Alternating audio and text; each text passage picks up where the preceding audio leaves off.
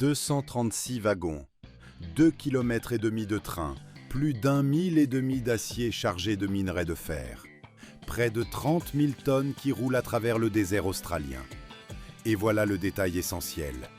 Tout ce poids ne repose pas sur la voie. Il repose sur de minuscules taches de contact entre roues et rails, de la taille d'une petite pièce de monnaie.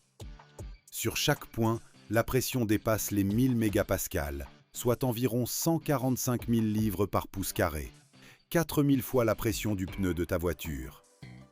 Et cette tâche ne reste pas en place.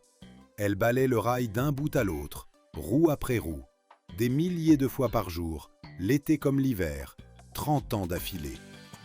N'importe quel matériau normal rendrait l'âme en une semaine. Le rail, non. Et regarde, la partie la plus fine d'un rail européen standard, lame, mesure 16 mm et demi, 2/3 de pouce. Moins que l'épaisseur de ton pouce. La question est donc celle-ci. Que doit-il arriver à un caillou arraché à un cratère au milieu du désert pour qu'il devienne un métal capable d'encaisser un tel supplice? Et pourquoi une seule bulle cachée dans cet acier, de la taille d'un grain de riz, peut finir en train déraillé?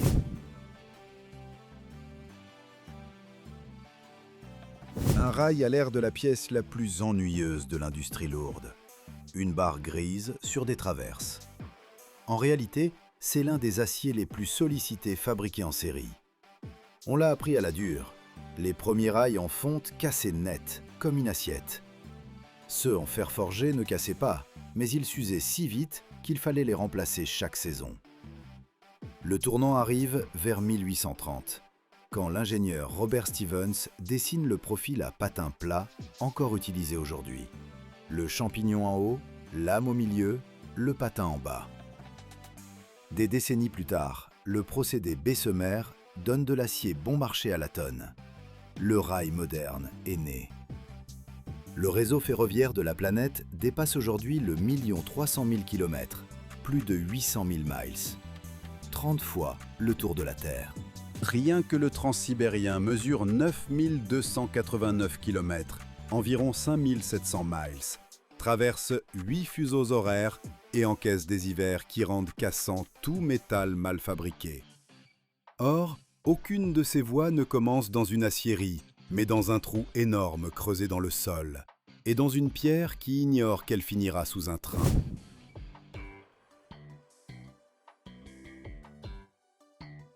Chaque année, on arrache à la planète plus de 2 milliards de tonnes de minerais de fer.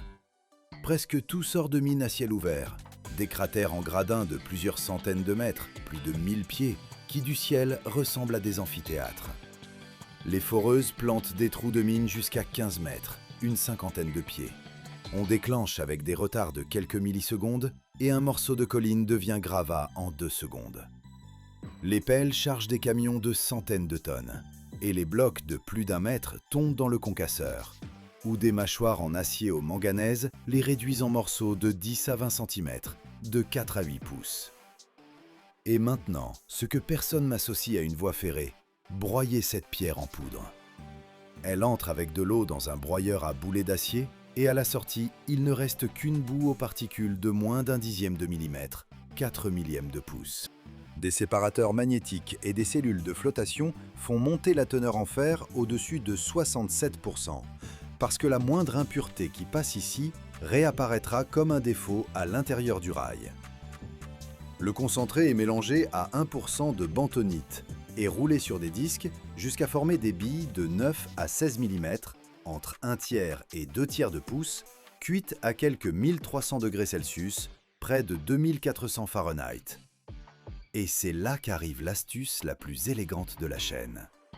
Ces boulettes descendent lentement dans un four à cuve, tandis qu'un gaz brûlant, riche en hydrogène et en monoxyde de carbone, remonte et arrache l'oxygène au fer sans rien fondre.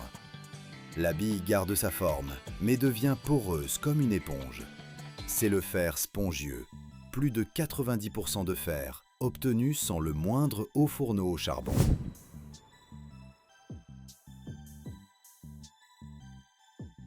En parallèle arrive l'autre moitié de la recette, la ferraille. Vieux rails, poutres, carrosseries, copeaux. Chaque camion passe sous un portique détecteur de radiation. Et ce n'est pas de la paranoïa. Au Mexique, dans les années 80, une source médicale de cobalt abandonnée a fini à la fonderie avec de la ferraille ordinaire. Et l'acier contaminé circulait déjà sur la moitié du continent quand on l'a détecté. Et maintenant, les choses sérieuses. Le four à arc électrique est une marmite d'acier de la taille d'une maison. La ferraille tombe d'abord. Par-dessus arrive le fer spongieux, la chaux et le carbone. 3 électrodes de graphite descendent, des dizaines de milliers d'ampères se déchargent et un arc jaillit à environ 3000 degrés Celsius, plus de 5000 Fahrenheit. En quelques minutes, l'acier y est liquide au-dessus de 1600 degrés Celsius, près de 3000 Fahrenheit.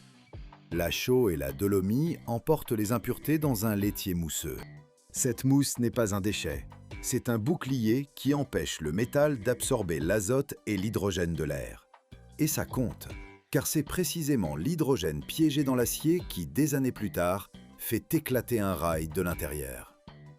Ensuite, le four-poche, où la chimie est ajustée presque au gramme.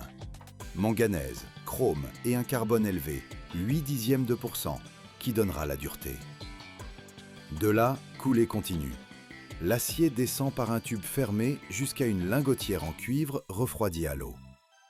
La peau se solidifie en quelques secondes, le cœur reste liquide, et des rouleaux tirent la barre vers le bas sous un brouillard d'eau. À la fin, une pression douce referme la porosité du centre et des chalumeaux découpent des blooms incandescents.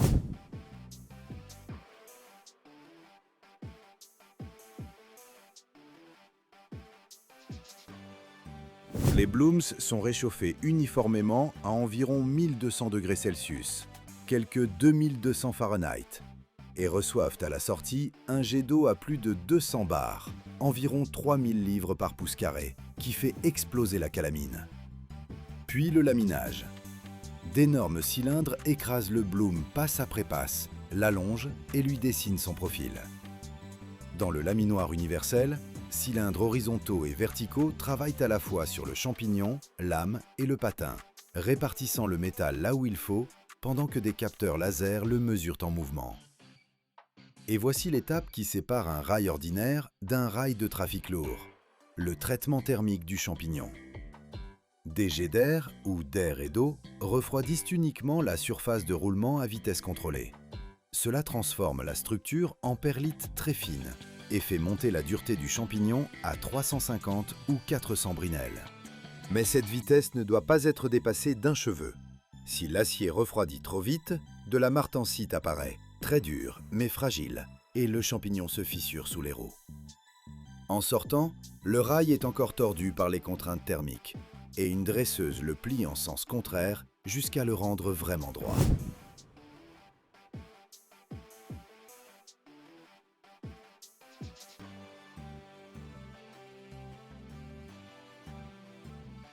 Et arrive le moment de vérité. Avant de quitter l'usine, chaque rail passe par une mine automatique où caméra et laser parcourent toute sa longueur à la recherche de rayures, plis et ondulations. Mais l'essentiel se joue à l'intérieur. Des sondes à ultrasons balaient le champignon, l'âme et le patin en cherchant porosité, inclusion et fissures. C'est exactement la bulle du début. Si elle apparaît, le rail entier repart au four comme ferraille. Là, personne ne discute. Ceux qui passent reçoivent un code de coulée pour savoir des années plus tard d'où venait cet acier si quelque chose lâche. Les barres atteignent 120 mètres, près de 400 pieds, et ploient comme des nouilles. Un pont roulant les soulève avec une poutre de 30 électroaimants pour qu'elles ne se vrillent pas. Et sur la voie, on les veut soudées, pas boulonnées. 2 extrémités portées au rouge sont pressées sous un courant énorme jusqu'à fusionner en une pièce continue, sans joint, sans tac-tac. Sauf que cela ouvre un dernier problème. 1 km de rail, avec 35 degrés Celsius d'écart entre hiver et été, 63 Fahrenheit, veut s'allonger de 40 cm, 16 pouces. Et comme il est fixé, il ne s'allonge pas, il se met en tension. C'est pour cela que la voie est bloquée à une température neutre calculée. Pour que cet acier passe sa vie à lutter contre lui-même et ne bouge pas d'1 millimètre quand 30 000 tonnes lui passent dessus.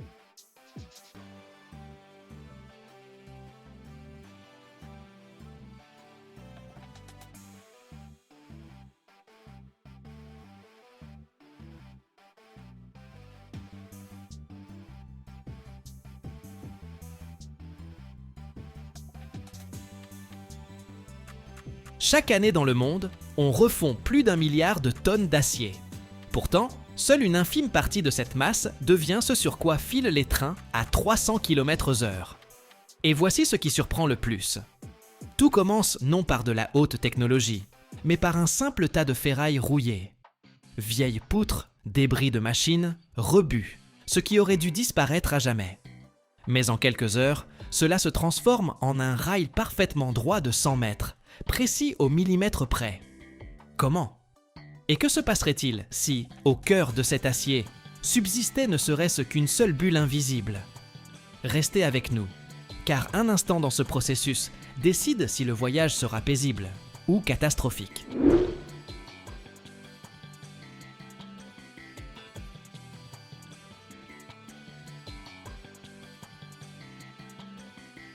Tout commence de façon bien moins raffinée qu'on pourrait l'imaginer. La première étape ressemble à une version monumentale d'un vide-grenier. D'énormes aimants soulèvent dans les airs des tonnes de ferraille, vieux tuyaux, pièces de machines, poutrelles diverses.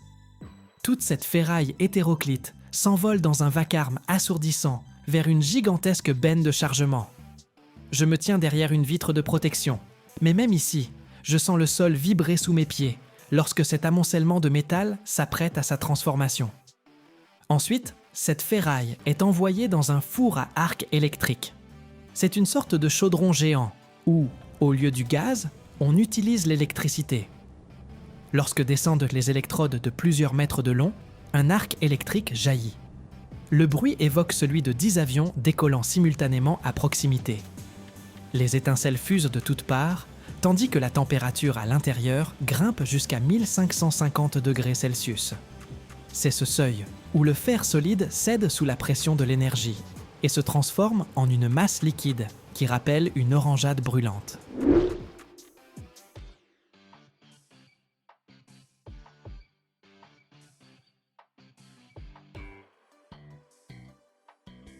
Lorsque l'acier est fondu, le travail n'est qu'à moitié accompli.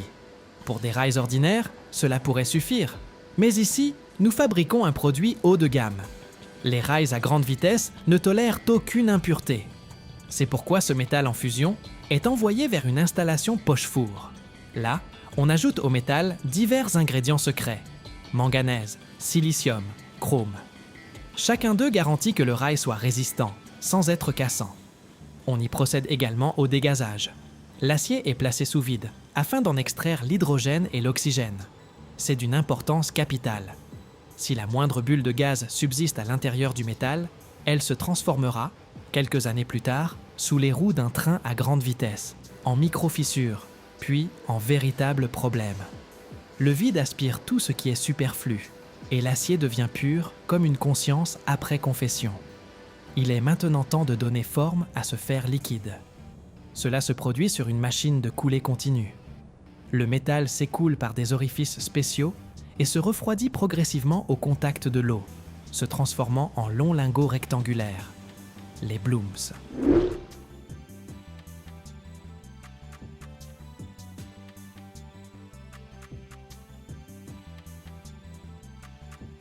Ils brillent encore d'un rouge éclatant et dégagent une chaleur si intense que je la sens sur ma peau, même à 20 mètres de distance. Chacun de ces blooms pèse environ 5 tonnes. C'est en fait une énorme ébauche dont nous allons forger quelque chose d'extraordinaire.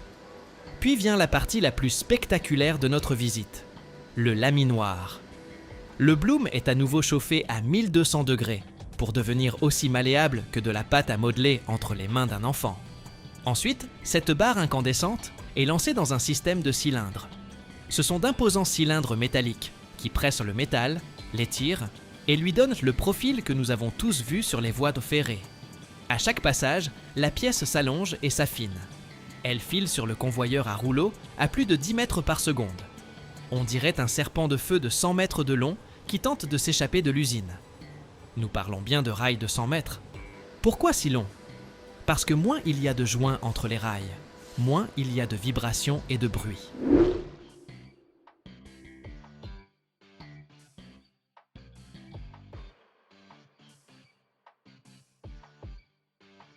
C'est précisément ce qui garantit la fluidité de roulement des trains à grande vitesse. Lorsque vous entendez ce cliquetis familier des roues, c'est le train qui franchit un joint. Sur les lignes à grande vitesse, ces joints sont quasi inexistants, car les rails sont soudés en fil continu interminable. Mais donner simplement une forme ne suffit pas. Il faut rendre l'acier extrêmement dur, précisément là où rouleront les roues. Ce processus s'appelle le durcissement thermique différencié. Le champignon du rail est refroidi à l'air comprimé selon un programme spécifique. Cela permet d'obtenir une structure métallique très fine et résistante en surface, tandis que le cœur demeure légèrement plus souple pour absorber les chocs et éviter les fissures dues au gel ou aux charges. Une fois le rail refroidi, il n'est plus aussi droit qu'il y paraissait. Le métal, en refroidissant, se déforme légèrement. On l'envoie donc vers une machine de redressage. Il s'agit d'une série de rouleaux qui plient cette barre d'acier de 100 mètres pour la rendre parfaitement rectiligne. Les tolérances sont rigoureuses. L'écart sur toute la longueur de 100 mètres ne peut excéder quelques millimètres.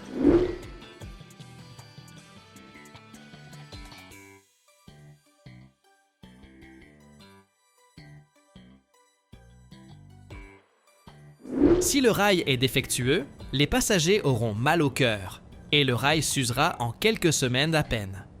Dernière étape de notre voyage, le contrôle qualité. Ici, on ne fait pas confiance à l'œil humain. Le rail passe par une ligne automatique équipée de capteurs à ultrasons et de scanners laser. Il radiographie le métal de part en part, à la recherche des moindres défauts internes. Si un capteur détecte quelque chose de suspect, une marque de peinture est automatiquement appliquée sur le rail. Ce tronçon est alors découpé, ou parfois le rail entier repart à la refonte. Dans l'univers du rail à grande vitesse, aucun compromis n'est possible. Seul compte une confiance absolue en chaque millimètre de métal. Je contemple ces rails terminés, alignés en rangée parfaite dans l'entrepôt, et j'ai du mal à croire qu'il y a 3 heures à peine, il n'était qu'un tas de ferraille rouillée dans une benne. C'est un véritable triomphe de l'esprit humain et de la précision des calculs. L'homme a appris à dompter la puissance du feu et des pressions colossales pour que nous puissions voyager confortablement. Ajoutons encore quelques chiffres pour que vous mesuriez mieux l'ampleur de tout cela.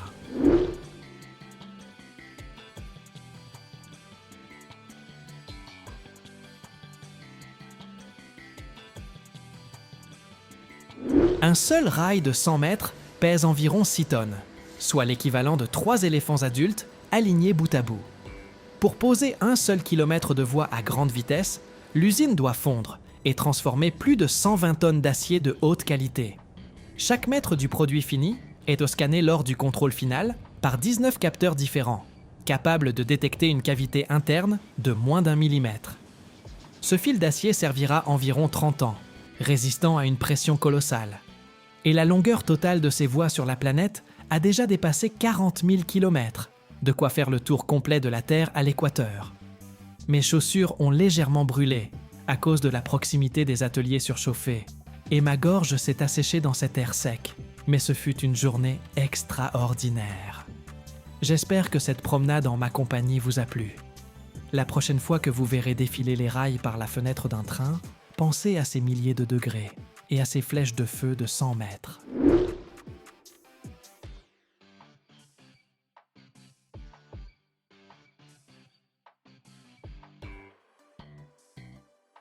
Merci d'avoir fait ce voyage avec moi. N'hésitez pas à liker si cette plongée au cœur de cet organisme de fer vous a plu. Dites-moi en commentaire quelle autre usine je devrais visiter pour vous montrer quelque chose d'impressionnant et de brûlant. Prenez soin de vous et choisissez toujours des chemins sûrs. À bientôt pour une nouvelle découverte.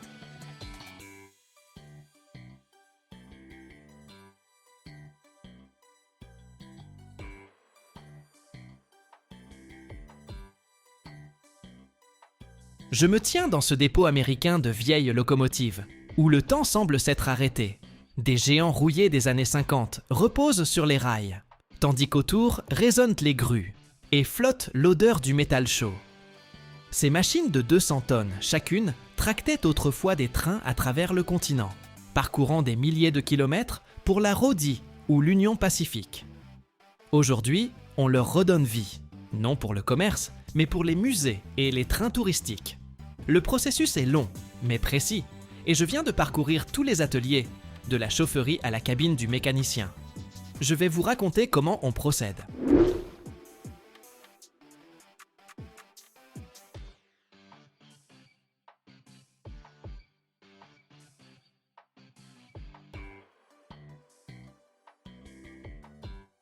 D'abord, le démontage complet.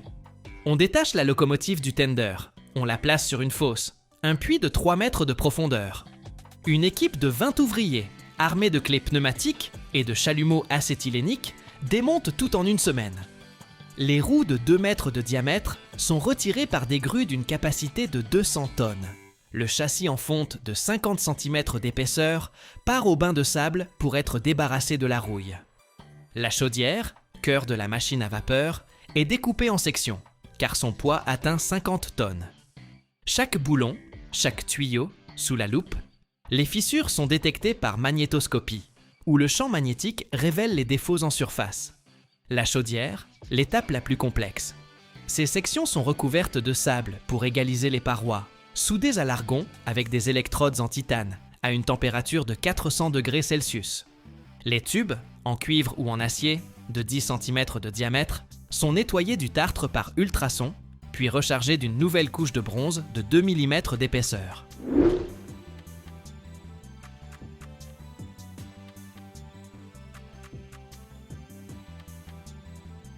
La pression interne est testée à 20 bars.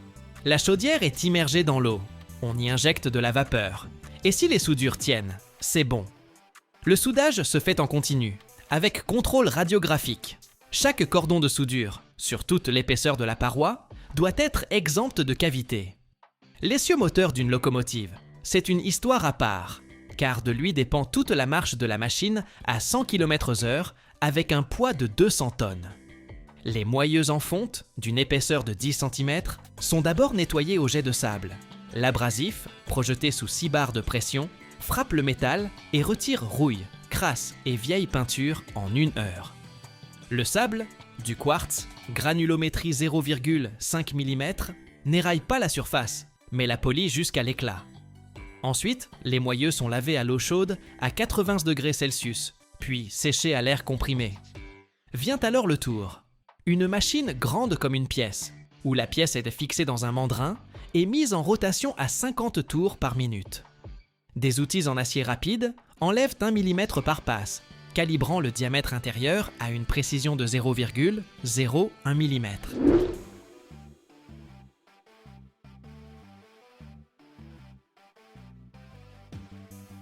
Les copeaux volent en ruban d'1 mètre de long. Le refroidissement se fait par émulsion d'huile et d'eau pour que le métal ne chauffe pas au-delà de 200 degrés. Toutes les 10 minutes, on arrête. On mesure au micromètre. Si l'alésage s'est élargi d'1 micron, c'est à refaire. Les essieux usés, 3 mètres de long, 20 cm de diamètre, sont rechargés par un acier spécial à 8% de chrome pour la dureté. L'appareil à arc électrique, sous un courant de 200 A, dépose une couche de 5 mm d'épaisseur qui fond à 1600 degrés Celsius. Le rechargement se fait en tournant, l'essieu serré dans l'étau, la couche s'égalise uniformément, sans bavure. Puis vient le recuit. Les essieux sont enfournés à 700 degrés Celsius pendant 8 heures, refroidis lentement dans la cendre, pour relâcher les tensions internes. Sinon, ça craque dès le premier kilomètre. Les nouveaux paliers, des douilles en bronze de 15 cm de diamètre, sont coulés au babite, un alliage d'étain et d'antimoine. Le métal en fusion à 250 degrés Celsius est versé dans le moule, où le bronze tient la forme et le babite comble les pores.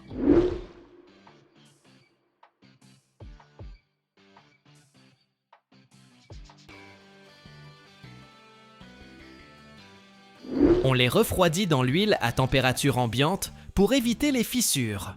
Le roulement en ressort lisse, le frottement minimal. Vient enfin l'équilibrage des roues sur banc d'essai. La paire tourne jusqu'à 200 km/h. Les capteurs détectent les vibrations au gramme près. Si un côté pèse 5 grammes de plus, on fraise millimètre par millimètre, jusqu'à l'équilibre parfait. Sinon, la locomotive tremblera sur les rails comme de la gelée.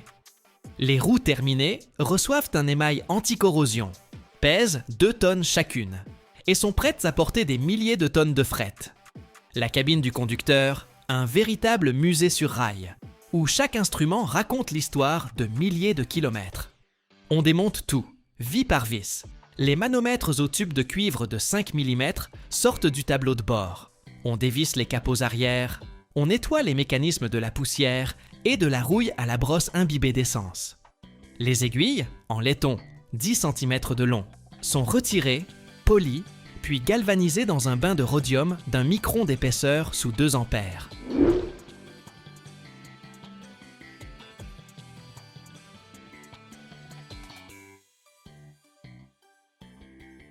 Le revêtement brille, ne ternit pas au fil des années, et l'aiguille glisse sans accroc de 0 à 20 bars. Les contrôleurs de traction, leviers équipés d'engrenages en fonte, sont démontés pièce par pièce, graissés à la pâte graphitée, leur course vérifiée. Chacun doit inverser la marche sous une pression de 5 tonnes sans jeu. Si l'engrenage présente 2 mm d'usure, on le remplace par un neuf, forgé à 1200 degrés Celsius. L'éclairage de cabine, ampoule de 20 watts, verre de 3 mm d'épaisseur, est essuyé. La tension contrôlée à 220 volts. Pour les locomotives diesel ou hybrides, les bougies d'allumage, isolants en porcelaine dotés d'électrodes en iridium, passent au banc d'essai. L'arbre tourne à 1000 tours par minute, l'étincelle claque à 30 000 volts et au moindre défaut, on les jette. Les pompes d'injection, à piston, cylindre de 20 cm, sont révisées. Les pistons rectifiés au centième de millimètre. Le débit testé, 100 litres par heure sous 10 bars de pression, sans fuite.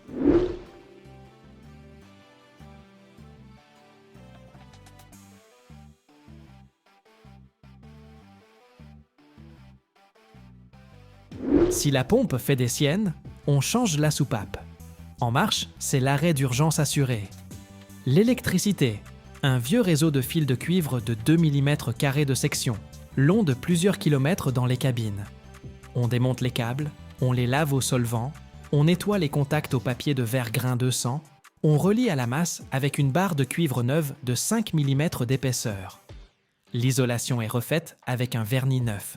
2 couches, séchage au four à 120 degrés Celsius pour résister à l'humidité et aux vibrations. Les relais et disjoncteurs, mécaniques, à contacts argentés, sont nettoyés à l'alcool, testés sur 100 000 cycles de commutation. Quand tout est prêt, on remonte la cabine dans l'ordre inverse. Instruments dans le tableau de bord, câbles dans les goulottes, portières sur leur gonds graissés. Le montage commence par le bas. On pose le châssis sur le marbre, on insère les essieux, on monte la chaudière à l'hydraulique avec une précision millimétrique. Le tender, réservoir de 20 tonnes d'eau et 10 tonnes de charbon, est rendu étanche avec de l'étoupe et du goudron.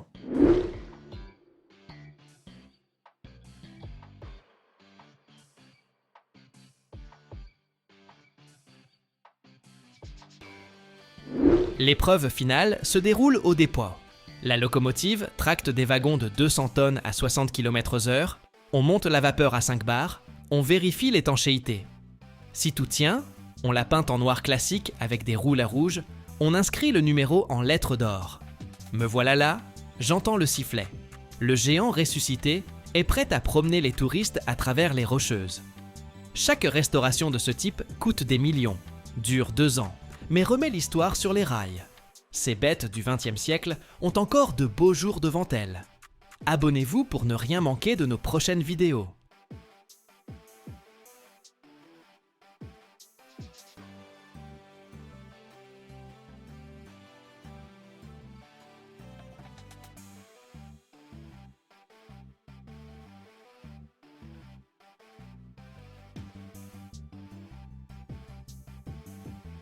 Comment coule-t-on le cœur d'une locomotive capable de tracter 5000 tonnes de marchandises à travers montagnes et déserts sans s'arrêter? Je me trouve à l'usine Wabtec de Grove City, en Pennsylvanie. C'est ici que naissent les moteurs de locomotives de fret, ces géants qui tirent d'interminables convois de marchandises à travers toute l'Amérique. Et avant d'aller plus loin, je veux que vous compreniez une chose. Les blocs cylindres fabriqués ici ne sont pas des pièces au sens ordinaire du terme. Ce sont des monolithes, des masses compactes de fonte de la taille d'un minibus, pesant près de 50 tonnes. Et elles sont coulées d'un seul tenant.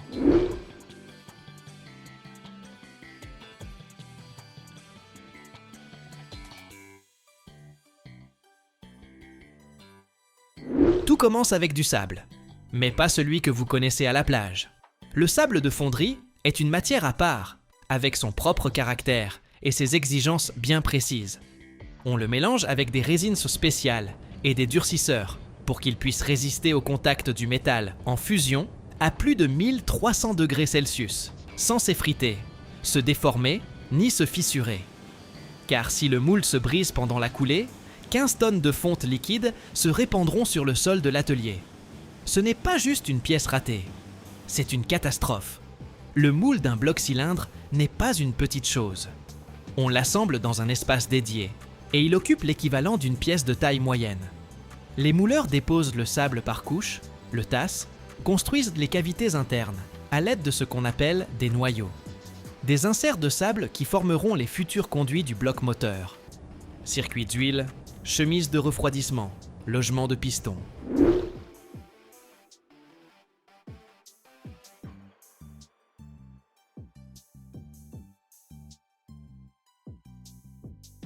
Chaque noyau est fabriqué séparément, vérifié, puis monté à l'intérieur du moule comme une pièce d'un puzzle complexe. Ici, aucune place pour l'erreur. Si un noyau est mal positionné, c'est un mauvais canal qui se formera au cœur du bloc, ou une paroi trop fine entre deux surfaces. Cela ne se verra pas tout de suite. Cela se révélera des semaines plus tard, quand le bloc aura déjà été usiné et expédié pour l'assemblage. Ou pire encore, sur le terrain, lorsque la locomotive tracte déjà un convoi quelque part dans les montagnes du Colorado. C'est pourquoi le contrôle à l'étape du moulage n'est pas une procédure bureaucratique. C'est une question de sécurité. Une fois le moule assemblé et vérifié, on le ferme avec la demi-coquille supérieure et on le fixe. Il est désormais prêt à recevoir le métal. Et le métal, pendant ce temps, se prépare déjà dans le four de fusion. La fonte pour bloc cylindre, ce n'est pas simplement du fer avec du carbone. C'est un matériau allié, à la composition chimique rigoureusement définie. On y ajoute du nickel, du chrome, du molybdène. Chaque élément répond à une propriété précise. Dureté, résistance à la chaleur, résistance à l'usure.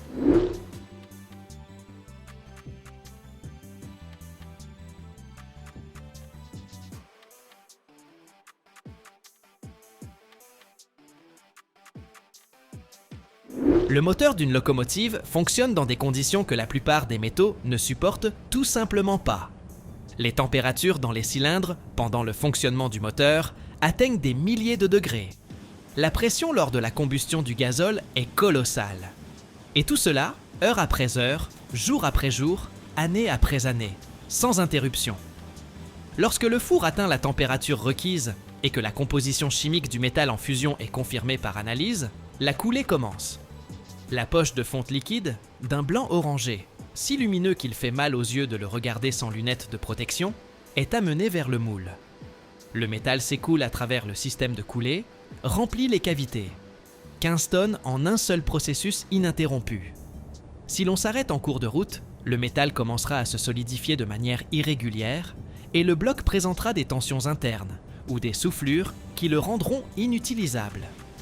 Tout le processus de coulée ne prend que quelques minutes. Et puis, c'est le silence. Le bloc reste dans son moule et refroidit. Et c'est là que commence un temps qu'on ne peut pas raccourcir. La physique ne se négocie pas.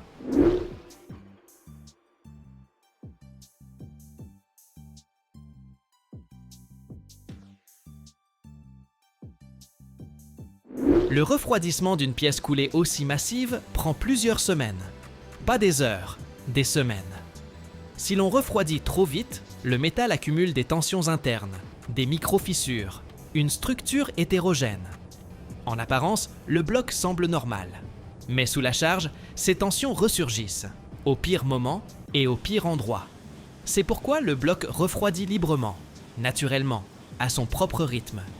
Les technologies surveillent la température en différents points, contrôlent le gradient. Cela ressemble au refroidissement d'une grande pièce de verre dans une production complexe, un art de la patience. Lorsque le bloc a enfin refroidi et qu'on l'extrait du moule, il paraît brut. Le sable se détache, la surface est rugueuse. Il y a des bavures là où le métal s'est infiltré dans les interstices entre les parties du moule. On nettoie le bloc et c'est seulement après qu'il part en usinage. Et c'est là que commence l'autre extrême. Si l'atelier de fonderie, c'est la force, la chaleur et la puissance brute, l'atelier d'usinage, lui, c'est la précision qui confine à la paranoïa.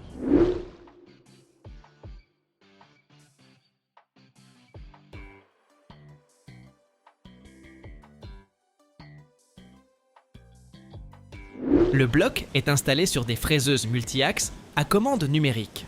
Ces machines partent du sol et disposent d'une zone de travail suffisante pour usiner une pièce de la taille d'une voiture. Commence alors l'alésage des logements de pistons. 60 cylindres sur 2 rangées, chacun d'un diamètre de plusieurs centaines de millimètres. Et chaque alésage doit être usiné avec une tolérance de quelques micromètres. Un micromètre, c'est un millième de millimètre. Un cheveu humain fait environ 70 micromètres. Autrement dit, la tolérance sur le cylindre est inférieure à un dixième de l'épaisseur d'un cheveu. Pourquoi une telle précision ? Parce que le piston se déplace dans le cylindre des milliers de fois par minute. Si le jeu est trop important, les gaz s'échappent au-delà des segments, la pression chute, le moteur perd en puissance et consomme de l'huile. Si le jeu est trop faible, le piston se grippe. Il existe donc une valeur correcte unique, dont on ne peut s'écarter ni vers le haut, ni vers le bas. Pendant que la fraiseuse usine, l'opérateur arrête régulièrement le processus et mesure l'alésage à l'aide d'un alésomètre spécial.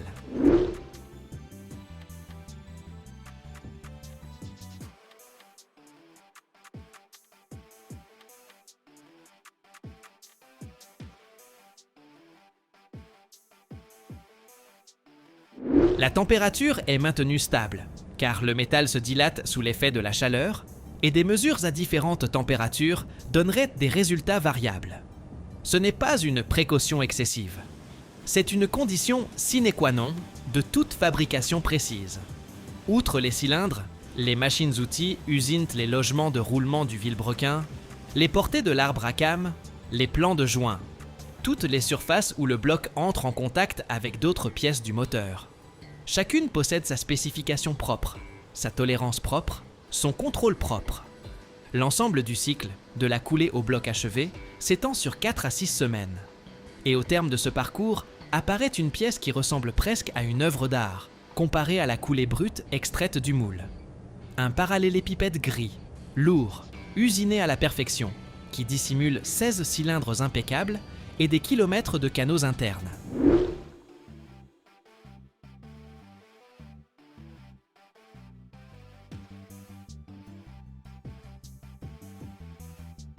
Ce bloc partira à l'assemblage, où il sera équipé de pièces venues de tout le pays. Pistons, vilebrequins, culasses, système d'injection. Et quelques mois plus tard, il reviendra transformé en moteur complet. Le même qui propulsera une locomotive à travers montagnes, déserts et plaines sans relâche pendant des années, des décennies. Et tout a commencé ici, avec un tas de sable à mouler et une coulée de fonte brute.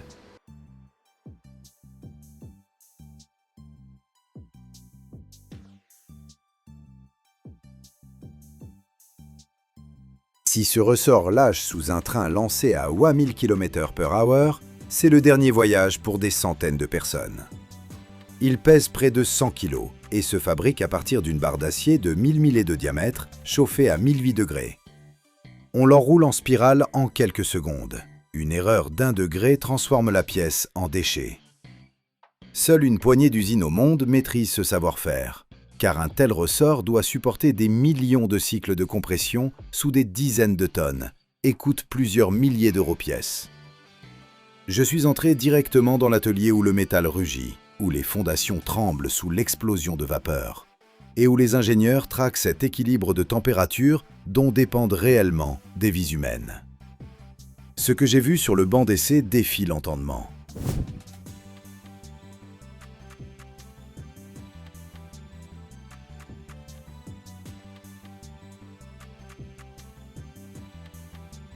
Le problème, ce n'est pas tant de fabriquer un grand ressort. Le vrai défi, c'est de faire en sorte qu'il ne se fissure pas après quelques mois de service. Car ici, la charge n'est pas quelque chose de vaguement intense. Un seul de ces ressorts sur un wagon de chemin de fer peut encaisser en permanence des chocs de plusieurs dizaines de tonnes. Et si le métal a été trop chauffé, pas assez ou mal refroidi, c'est fini, la fissure apparaît.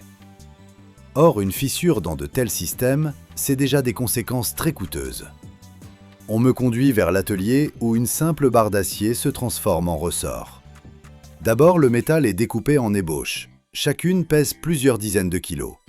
Ensuite, elles partent au four. Là, la température est si élevée que l'acier devient presque plastique. Pas liquide, mais déjà proche d'une pâte à modeler très épaisse. Et c'est là que commence le spectacle. L'ébauche chauffée à blanc est introduite dans une enrouleuse. D'énormes rouleaux et des guides tordent littéralement le métal en spirale. Tout se joue en quelques secondes. La barre incandescente est courbée avec force autour d'un épais cylindre métallique et peu à peu, le ressort prend forme. Impossible de se tromper ne serait-ce que de quelques millimètres. Si le pas d'Espire est incorrect, la charge se répartira de façon inégale.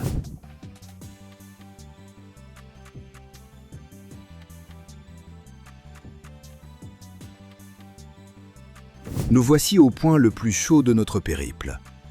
Je regarde une nouvelle pièce jaillir du four, si incandescente que ma caméra peine à trouver la bonne exposition. C'est un bloc d'acier de près de 100 kg, chauffé à 950 degrés Celsius. Nous sommes venus voir la fabrication de ressorts pour train, car c'est un travail à très haut risque. Si une telle pièce cède sous un wagon lancé à 120 km/h, ce sera le dernier voyage pour beaucoup. Seule une poignée d'usines au monde pratique l'enroulement à chaud de ressorts de cette taille, car le contrôle du refroidissement doit être d'une précision fanatique. Cette barre incandescente de 6 mètres de long est guidée par un manipulateur vers la machine, où elle est littéralement enroulée autour d'un noyau d'acier. On dirait un gigantesque spaghetti de fer, sauf que le fil fait ici 60 mm d'épaisseur. Seule cette chaleur extrême permet de cintrer un tel métal. Les ressorts pour engins lourds doivent supporter des charges de dizaines de tonnes. C'est pourquoi le traitement thermique de l'acier est ici déterminant. La pièce brûlante est plongée dans l'huile et cette explosion de vapeur fait littéralement vibrer le sol sous nos pieds. C'est ainsi que naît la résistance de ces pièces ferroviaires, qui travailleront ensuite pendant des années sous les trains, les foreuses ou les excavateurs géants. C'est un travail extrêmement coûteux et dangereux, où une erreur d'un seul degré transforme la pièce en rebut.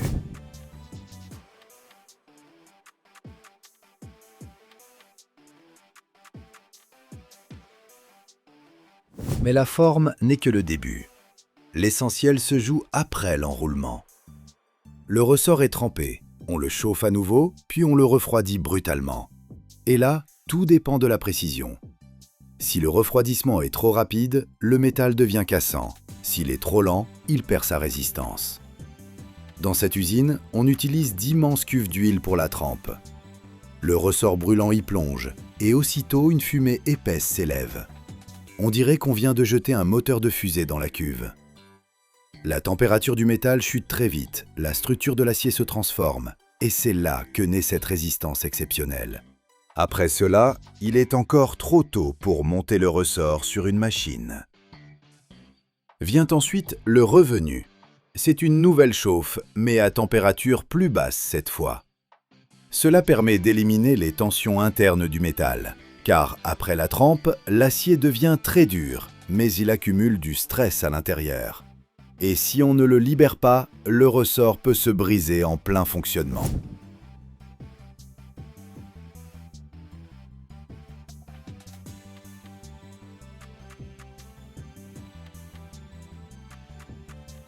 On me montre le banc d'essai. C'est l'une des machines les plus bruyantes de tout l'atelier. Le ressort terminé est comprimé hydrauliquement avec une force colossale. Des dizaines de tonnes de charge, cycle après cycle. On voit littéralement cet acier massif se déformer en permanence et reprendre sa forme. et cela, des centaines de milliers de fois. Ici, on me donne un chiffre qui me laisse pantois. Certains ressorts ferroviaires subissent des millions de cycles de compression au cours de leur durée de vie. Des millions. Et pendant tout ce temps, ils doivent rester dans des paramètres extrêmement précis. Car si le ressort s'affaisse ne serait-ce que de quelques millimètres, cela affecte déjà la stabilité du wagon. Autre étape importante, le grenaillage.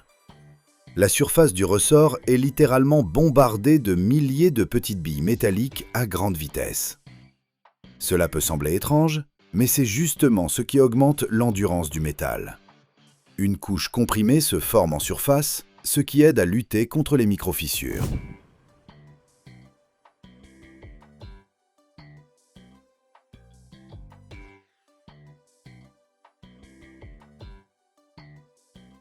Et c'est là qu'on comprend pourquoi ces usines sont si rares dans le monde. Car il faut des fours colossaux, un contrôle ultra précis de la température, un acier spécial et des tests qualité impitoyables. Une seule erreur, et le ressort censé durer des années peut lâcher bien avant l'heure. Et puis ces pièces coûtent une fortune, surtout les grands ressorts industriels, pour les mines ou le chemin de fer. Compte tenu de la complexité de fabrication et des exigences sur l'acier, un seul grand ressort peut atteindre des milliers d'euros. Et quand on observe tout ce processus de près, on comprend enfin pourquoi. Métal brûlant, contraintes titanesques, machines géantes et ce combat perpétuel pour que l'acier ne cède pas avant son heure. Quelque part dans ce vacarme, naît une pièce à laquelle la plupart des gens ne pensent jamais. Jusqu'à ce qu'un train glisse en douceur sur les rails ou qu'un engin de plusieurs tonnes franchisse un nid de poule sans catastrophe.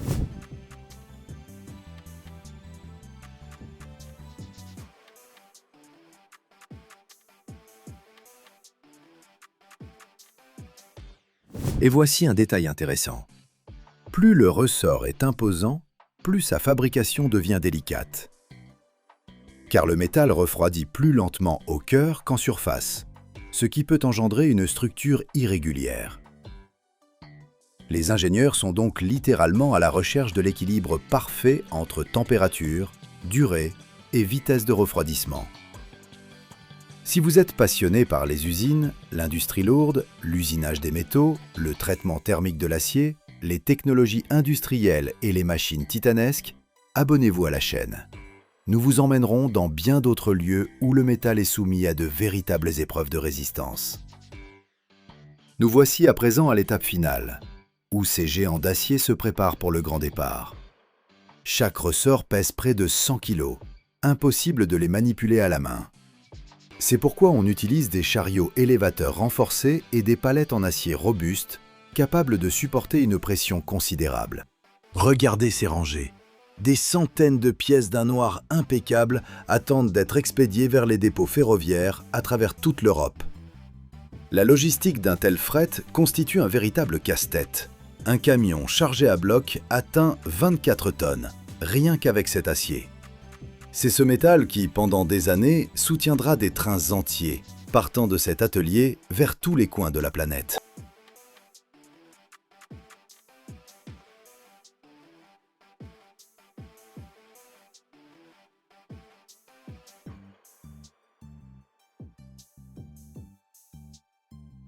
Chaque seconde dans le monde, plus de 57 tonnes d'acier sont produites. C'est le poids de 10 éléphants par seconde. Mais voici ce qui est étonnant. Le métal qui soutient ta maison, ta voiture et même ta vie, littéralement, est né au cœur d'étoiles explosives il y a des milliards d'années. Oui, chaque atome de fer dans ton sang, c'est un artefact cosmique. Et maintenant, sous tes pieds, à 3000 km de profondeur, une boule de fer liquide chauffée à 6000 degrés crée le champ magnétique qui te protège de la radiation cosmique mortelle en ce moment même. Chaque année, l'humanité produit 1,8 milliard de tonnes d'acier. De quoi entourer la Terre 7 fois. Mais il y a un sombre secret. Les réserves mondiales de fer ne sont pas infinies. Et ce qui se passe dans les hauts fourneaux hauts, comme un immeuble de 30 étages à 2000 degrés, ce n'est qu'une partie de l'histoire. Reste jusqu'à la fin.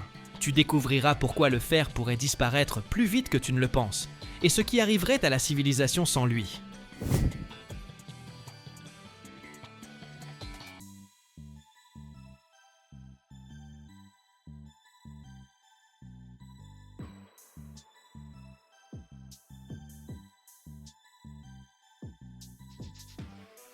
Le fer, c'est un véritable hipster cosmique. Il est né dans les étoiles géantes, et c'est le dernier élément qu'une étoile peut créer avant d'exploser en supernova. En fait, chaque atome de fer dans ton sang, oui, ton sang contient aussi du fer. C'est un morceau d'ancienne matière stellaire. Quand notre planète s'est formée, l'élément le plus lourd, le fer, a coulé vers le centre, formant le noyau externe et interne. Imagine-toi, sous tes pieds, à une profondeur de près de 3000 km, se trouve une boule de métal liquide chauffée à 6000 degrés Celsius, en mouvement constant. C'est le noyau. Son mouvement crée le champ magnétique terrestre qui nous protège de la radiation cosmique. Autrement dit, le fer rend littéralement notre vie possible.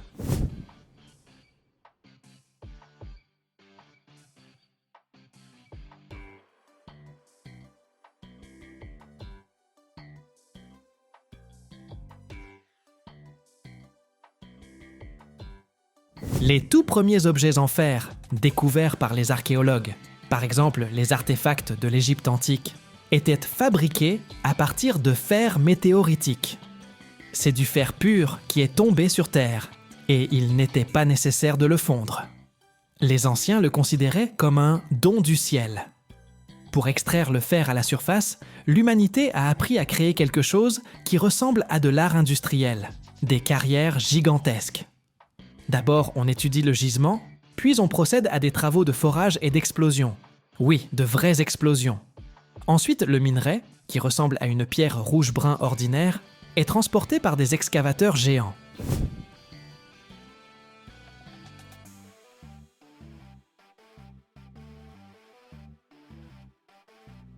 Le fer se trouve rarement à l'état pur. Il est caché dans les minéraux, et pour le libérer, il faut une approche très agressive. Une carrière peut être aussi profonde que la Tour Eiffel, et aussi large qu'une petite ville entière. C'est vraiment époustouflant. Le minerai, qui n'est que de la roche contenant du fer, doit être transformé en métal pur. Cela se passe dans les hauts fourneaux, des géants cylindriques hauts comme 30 étages, qui fonctionnent 24 heures sur 24 pendant des décennies. Comment ça marche? Le minerai, le charbon spécial pour la température et les additifs pour séparer les impuretés sont chargés par couches par le haut. Par le bas, on insuffle de l'air chauffé à 1300 degrés qui fait brûler le coke. À l'intérieur du fourneau, la température atteint 2000 degrés.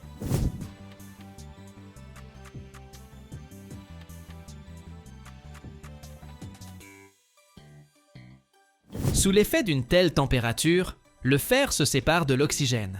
2 à 3 fois par jour arrive la coulée. C'est-à-dire que, de la partie inférieure du fourneau, s'écoule de la fonte liquide. Ce spectacle, c'est comme une rivière de lave en fusion qui brille d'une lumière orange vif. C'est du métal pur, chaud, ardent. À ce moment, l'air se remplit d'étincelles, de petites particules de métal qui se détachent du flux. C'est un spectacle qui fait se sentir n'importe quel ingénieur comme un dragon. Ce qui s'écoule du haut fourneau s'appelle la fonte. C'est un alliage de fer avec une forte teneur en carbone, plus de 2%. La fonte est très solide mais fragile. Pour qu'elle devienne flexible et résistante, il faut la transformer en acier.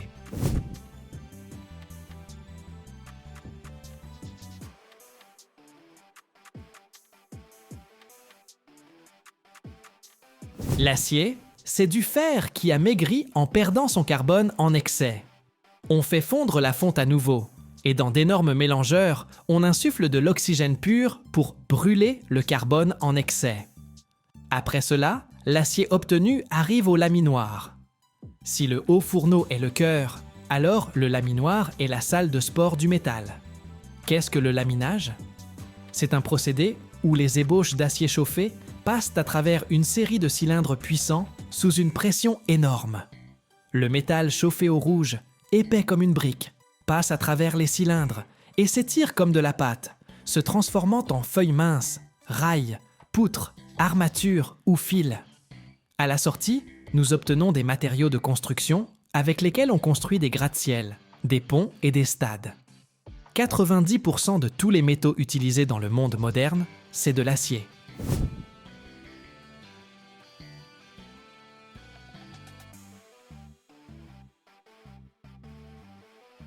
Tu peux te dire, ok, tout ça c'est pour les usines. En quoi ça me concerne? Ta maison, la structure de ton complexe résidentiel, l'armature dans les murs, c'est de l'acier. Ton transport, les automobiles, trains, métros, coques de navires, c'est de l'acier. Ton Internet, les antennes sur lesquelles reposent les tours de téléphonie mobile, les châssis métalliques des serveurs où sont stockées toutes tes vidéos TikTok et tes streams, c'est de l'acier. Ta santé. Comme nous l'avons déjà mentionné, l'hémoglobine dans ton sang contient du fer qui transporte l'oxygène dans le corps. Sans fer, tu ne peux pas respirer. Le corps d'un adulte moyen contient environ 3 ou 4 grammes de fer. C'est suffisant pour faire un petit clou. Mais ce fer est d'une importance critique. Il fait partie de l'hémoglobine, et si on imagine que ce sont des micro-taxis, alors il transporte l'oxygène vers chaque cellule de ton organisme.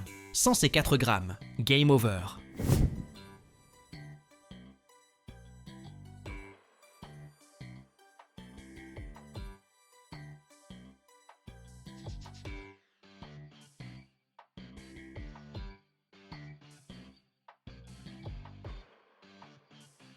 Les porte-avions, les plus gros navires militaires au monde, peuvent avoir un déplacement de plus de 100 000 tonnes, et la part du lion de ce poids revient aux alliages d'acier spécialisés. Ces alliages doivent être à la fois solides pour résister aux chocs et flexibles pour ne pas se fissurer sur les vagues marines. Le fer a parcouru le chemin de la poussière stellaire au noyau de la planète, de la carrière gigantesque aux rivières de métal en fusion qui s'écoulent des hauts fourneaux. Il est le héros invisible de tous les progrès technologiques que tu considères comme acquis. L'acier est le matériau le plus recyclé de la planète. Chaque année, plus d'acier est recyclé que tous les autres matériaux réunis. Aluminium, verre, papier, plastique. Cela fait de lui la superstar de l'économie circulaire.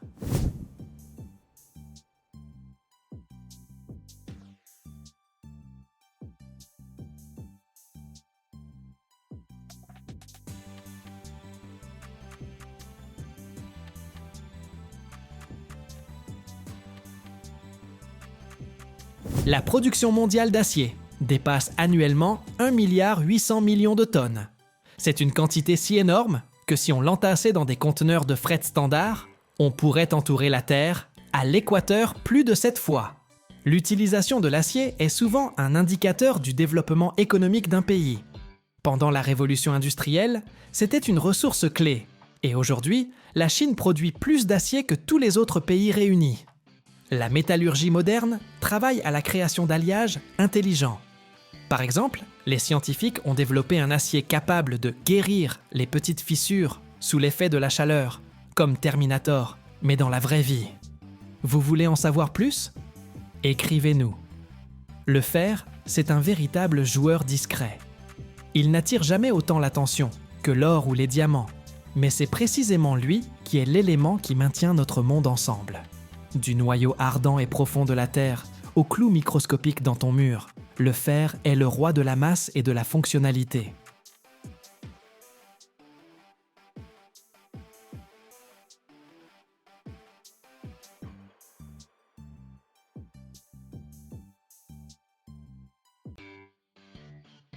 Si vous voulez comprendre de quoi est fait le Mexique moderne, il faut vous rendre à Monterrey.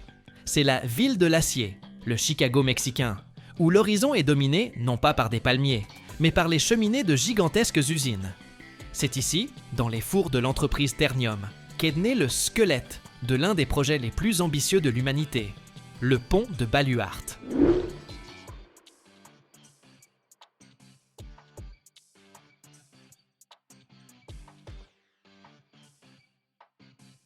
Notre visite commence dans l'atelier où l'air vibre de chaleur. Ici, il ne fait pas simplement chaud, ici règne l'énergie d'une planète en fusion. Nous nous tenons près du four à arc électrique. Lorsque les électrodes plongent dans la charge, retentit un tonnerre assourdissant. tandis que des gerbes d'étincelles aveuglantes frappent les murs.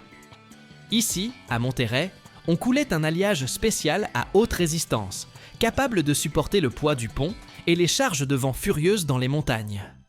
Je vois l'acier incandescent se déverser dans les moules. Ce sont les futures sections des pylônes. Pour le pont Baluarte, l'acier n'a pas simplement été fondu. Il a été créé comme un matériau composite capable de résister à des pressions et des torsions extrêmes. À Monterrey, dans des usines comme Ternium, le processus de fusion pour de tels ouvrages se transforme en chirurgie stérile à grande échelle.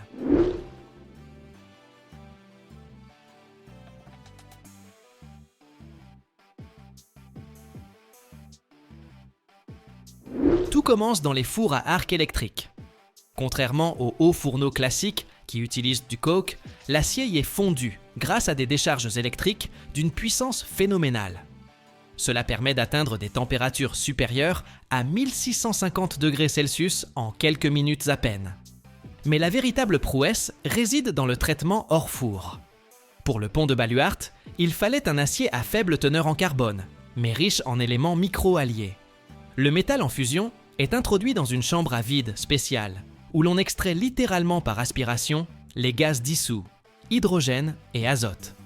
Si la moindre bulle microscopique d'hydrogène subsiste dans le métal, elle créera lors du refroidissement une fissure interne, un flocon.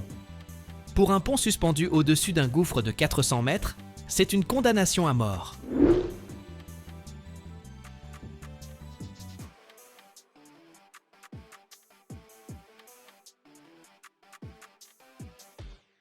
On ajoute au métal en fusion des ingrédients secrets, du niobium et du vanadium en microdose. Ils agissent comme des affineurs de grains. Dans l'acier ordinaire, la structure cristalline est grossière. Ces éléments forcent le métal à former une structure à grains fins. L'acier devient ultra solide, tout en restant ductile. C'est crucial pour la Sierra Madre, où surviennent des tremblements de terre. Le pont ne doit pas être cassant, il doit plier sans rompre. Lorsque les énormes plaques d'acier sortent du four, on ne se contente pas de les laminer en feuilles. L'usine de Monterrey utilise une technologie fascinante. L'acier passe entre des cylindres à des températures strictement contrôlées, puis est refroidi instantanément par de l'eau sous haute pression. Cela trempe le métal au niveau moléculaire tout en lui donnant sa forme. On obtient ainsi de l'acier X65 ou X70, si résistant qu'il permet de réduire l'épaisseur des parois des pylônes, diminuant le poids total du pont sans compromettre sa capacité portante.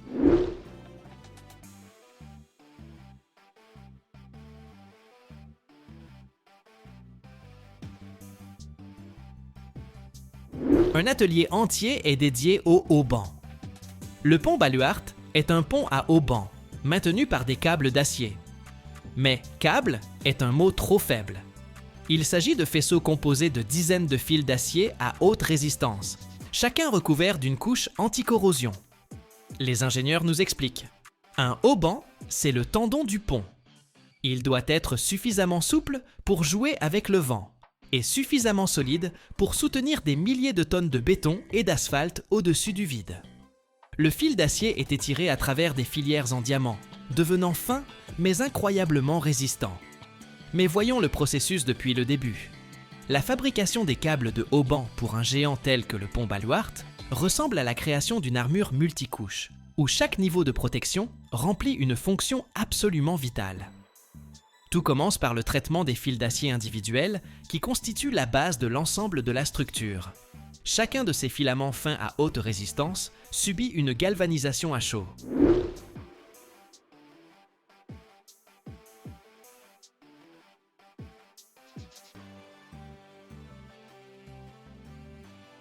À la surface du métal se forme un alliage stable qui devient la première et la plus importante barrière contre la corrosion. Même si les couches extérieures venaient à être endommagées, le zinc jouerait le rôle d'anode sacrificiel, s'oxydant à la place de l'acier et empêchant la rouille de détruire la structure du fil. Après galvanisation, des centaines de ces fils sont réunis en puissants faisceaux, mais entre eux subsistent inévitablement de microscopiques cavités.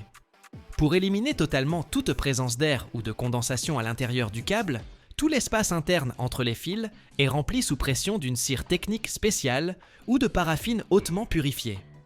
Cette substance possède des propriétés hydrofuges et demeure souple même lors d'importantes variations de température, caractéristique des hautes altitudes de la Sierra Madre. La paraffine agit comme un lubrifiant scellant interne. Elle évite que les fils ne frottent les uns contre les autres lors des oscillations du pont sous l'effet du vent, tout en créant un rempart infranchissable contre l'humidité susceptible de provoquer une corrosion interne insidieuse.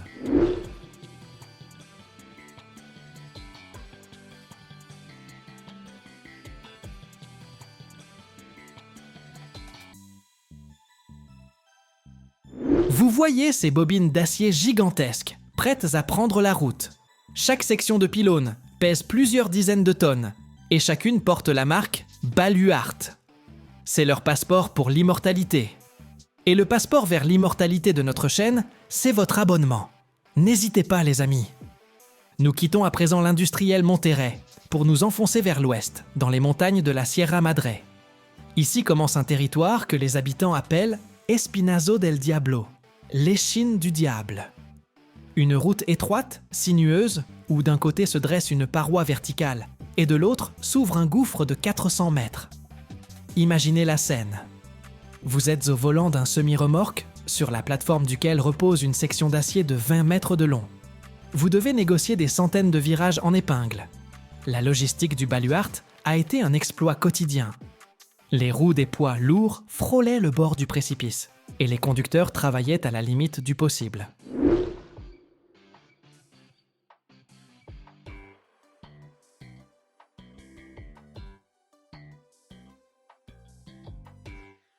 Nous empruntons l'un de ces lacets. La poussière est ocre et fine, elle colmate les radiateurs et les freins des camions hurlent sous l'effort. Pour acheminer une seule section de pylône, il nous a fallu 3 jours à travers ces gorges, raconte le chauffeur d'escorte. L'acier de Monterrey avançait lentement, mètre par mètre, là où personne n'avait jamais construit. Nous arrivons sur le chantier. Ici, la tête nous tourne. Nous nous tenons au bord du canyon de Baluart. En contrebas, à 403 mètres de profondeur, coule une petite rivière qui d'ici ressemble à un fil d'argent. C'est comme poser la tour Eiffel au fond d'un gouffre, et son sommet n'atteindrait toujours pas le tablier du pont. La scène principale de notre reportage, l'assemblage d'une section d'acier. Une énorme poutrelle d'acier est suspendue à la grue. Le vent dans les montagnes est traître. Il peut frapper soudainement, transformant cette pièce de 50 tonnes en pendule géant.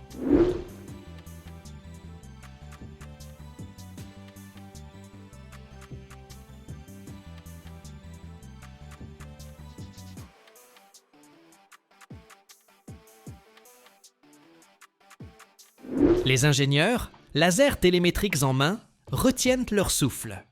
Une erreur d'1 millimètre et le verrou ne se fermera pas. On entend le crépitement métallique des talkies-walkies et le mugissement du vent dans les haubans. Lorsque la poutre d'acier s'insère enfin dans ses logements et que les ouvriers commencent à serrer les premiers boulons, un cri de victoire déchire l'air. C'était un combat de l'homme contre la gravité. Le pont s'est construit simultanément depuis les 2 rives, pour se rejoindre au milieu.